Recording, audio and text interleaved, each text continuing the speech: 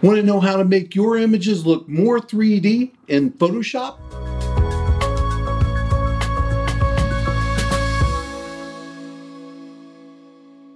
One of the things that I've become really well known for, aside from the cartoony effect of my composites, is creating composites that have a 3D look to them. Now, this 3D effect is actually what brings a flat, two-dimensional, somewhat boring image to life. Now, you might be thinking, psst, my photos are awesome, bro. I don't need no 3D effect thingy McBob, which is totally cool by me. But if you want to transform your images from average to poppin' with life, then this video is for you. Before we jump into Photoshop, however, hit that thumbs up if you like this video. And if you want to see more videos on making awesome pictures, hit that subscribe button below. Now, let's get started.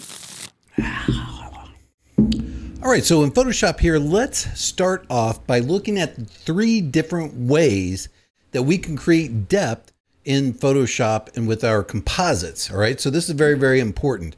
And this is the image that we're going to be working with today, the underwater effect image. I created this image for a tutorial specific. So if you like this and want to learn how to do it, you can go over to patreon.com/Photillustrator and sign up for that, and you can get a tutorial on how I create this underwater effect for my composites. All right, and full with the splashes and then the underwater look there and everything. So head on over to patreon.com/Photillustrator. All right, so let's get into this.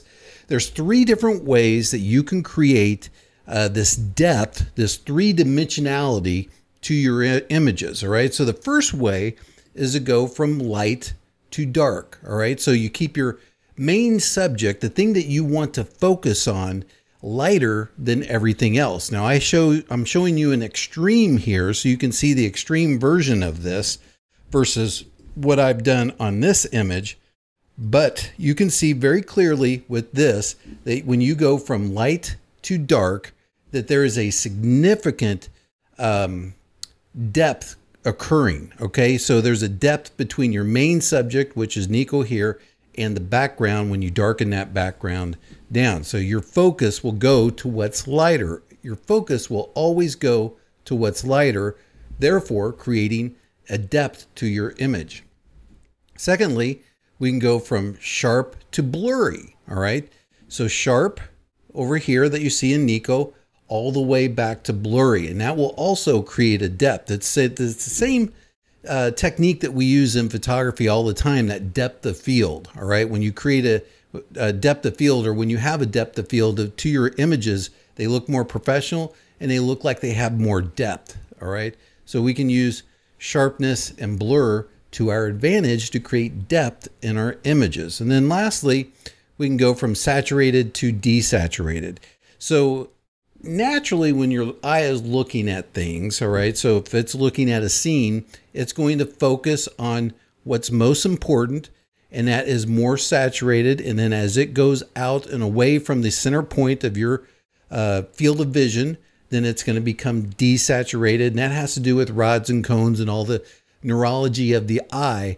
But the fact is that when you desaturate the background or you desaturate the scene as opposed to the main characters in your scene, then you will get a depth to your images. Now, the key is taking all these 3 different elements and blending them together into an actual photograph or an actual composite to create that depth. And I'm going to show you that on this image here and how I did that and some of the layers that I went about to create that. So coming over here to our main image here. Thank you so much for tuning in to this week's video, but before I move on, I'd like to take a quick minute to thank my newest patrons who support these videos and also the exclusive videos that I make for my Patreon supporters. So, thank you Janelle Twyford Silvas, Chuck Bennett, Jason Kimmings, and Raul Riviero.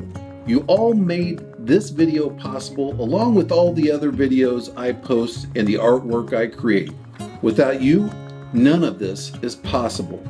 Now, if you'd like to become one of the cool kids like Janelle, Chuck, Jason, and Raul, and get exclusive access to tutorials that'll take your photography to the next level, go to patreon.com/photillustrator.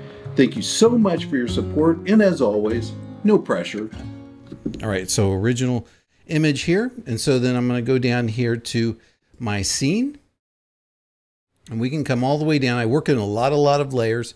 Like to create a lot of layers so I can have full control over everything that I do. But let's go down to our scene here.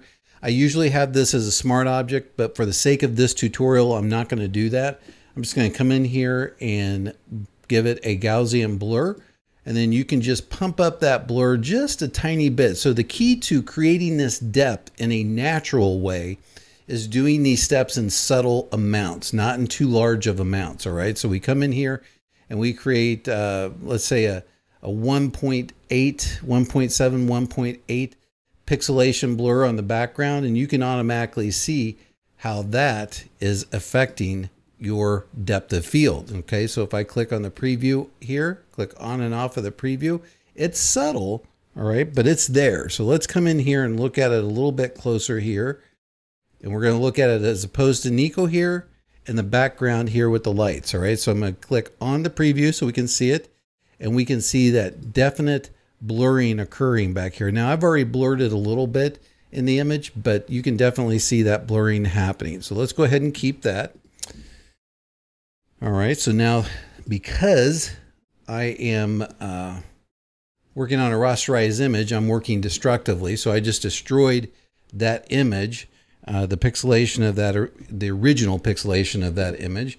Now here we can go up to our tone, and this is a good way to work non-destructively by adding another layer on top of it in my tone. And so my tone is basically a black layer that I turn on and off. So we can bring that over here and you can see how that affects this. So I'm going to go ahead and turn that back on and bring that tone, that overall tone of my scene down, therefore bringing my attention forward to my main characters, which are the people in this composite, my little family here. So I can also increase that tone. Let's say that's a little bit too light for me. I want to increase it. I want to bring more attention forward to my main character. So all I'm going to do is just bump that opacity up. And because I'm working non-destructively here on a separate layer, it's super easy to tweak it. And I come in here and I'm like, let's go up to 46. All right. And we do 46 and you're like, whoa, no, that's way too much. All right. Too dark there. Although my attention really does go there and it does create a good depth there. Let's bring that back down to something a little bit more natural. All right. And so you can just set it however you want, whatever looks best to your eye. For me, it was around 14%, and I liked that. Now we can come in here in our desaturation here, layer that we have down here. I'll click on and off of that. And it's subtle, but it's there, all right? So I'm going to come in here. Let's go ahead, and I'm going to come in close here, and we can see if we can see it even more here. So I'm looking at the yellows here in that area. When I click on the desaturation, you can see those yellows come down just a little bit, desaturate just a little bit. All right, so I can come over here to my desaturation layer. Let's go ahead and create a new layer. We can create just a desaturation or saturation hue, and we can bring this down, our saturation down, just like that. And you can see the yellows of these lights back here desaturating as I bring that further down, causing my background to become more desaturated. And that's a little bit too desaturated, so I'll just bring that right back up over here. And the other way you can do it is you can leave it at 100% there, or right in the middle, or you can bring it all the way down if you want at 100% desaturation, and then drop that opacity down to desaturate it that way to whatever looks good to your eye.